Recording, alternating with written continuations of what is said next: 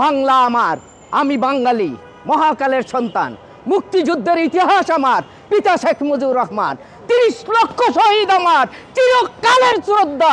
বাংলা ভাষায় কথা বলি, আমি মুক্তিযোদ্ধা। আমি ৩ নম্বর সেক্টর কমান্ডার শফিউল্লাহর আন্ডারে মুক্তিযুদ্ধ করেছি। আপনি যে বললেন যে সমন্বয়করা দেশটা ধ্বংস করে ফেলছে, মানে কেন বললেন? এটা বলছি, সমন্বয়করা এখন দেখি বিসিএস যত ডিসি এসপি তারা পোস্টিং দেয়। 9 বছর 7 বছর আগে যারা রিটায়ার্ড করছে তাদেরকে বাড়িতে ডাইকাই না ডাইরেক্ট সচিব বসাই দিচ্ছে। 9 বছর আগে পুলিশ অফিসার রিটায়ার্ড করছে, তারা না পুলিশ কমিশনার, তারা না ডিআইজি, তারা না বসাই দিতেছে টাকার বিনিময়ে। কোটি কোটি রে যেই ছেলেরা সমন্বয়করা মেসে থাকতো, খাইতে পারতো না, মেজ ভাড়া দিতে পারতো না, তারা আজকে পাজারু জিপ চালা, আইফোন 4টা 5টা তাদের হাতে থাকে। এই সমন্বয়করা ঢাকা বাংলা এশিয়া মহাদেশের মধ্যে সবচেয়ে বড় বিদ্যাপীঠ ঢাকা বিশ্ববিদ্যালয়ের তারা জিন্নার পাকিস্তানি পতাকা উত্তোলন করে এবং জিন্নার মৃত্যুবার্ষিকী পালন করে। এর থেকে এই স্বাধীন বাংলাদেশে এর চেয়ে বড় দুঃখের কথা আর হইতে পারে না। আমরা যেমনটি দেখছি যে কয়েকদিন আগে একজন মুক্তিযুদ্ধ লাঞ্ছিত করেছিল। শুধু লাঞ্ছিত না, আমার চোখের পানি এসে করে আমার সহযোদ্ধা বীর প্রতীক, শুধু মুক্তিযোদ্ধা না, সে খেতাবপ্রাপ্ত মুক্তিযোদ্ধা। তার গলায় মানে মুক্তিযোদ্ধার গলায় মালা দেওয়া মানে বাংলাদেশের গলায় মালা দেওয়া, বাংলাদেশকে অপমান করা। বীর প্রতীক আব্দুল হাই কানুর গলায় মালা দিয়া তার সারা এলাকায় ঘুরে রয়েছে এবং তার এলাকার থেকে উচ্ছেদ করেছে।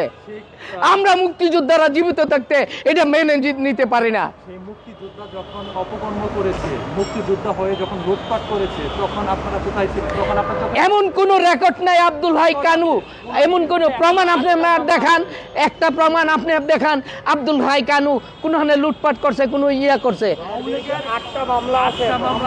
মামলা তো আমার কাছে এখন ইয়া আছে, 142 জনের মামলার তালিকা আছে।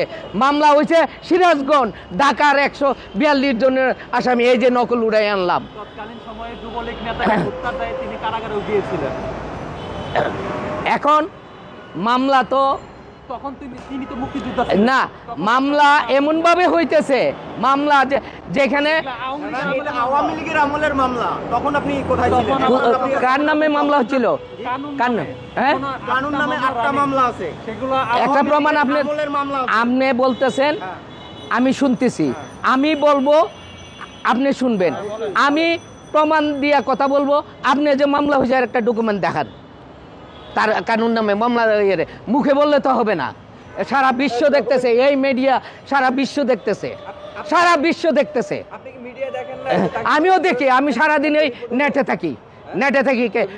জনমানি কি বলে, প্রতিদিন কি বলে, ওই গোলাম মালা রনি কি বলে, ইয়া কি বলে, সব আমি সারা রাত আমি তাজ্জুদ নামাজ পড়ি আর এগুলি দেখি আর চোখের পানি ফেলাই।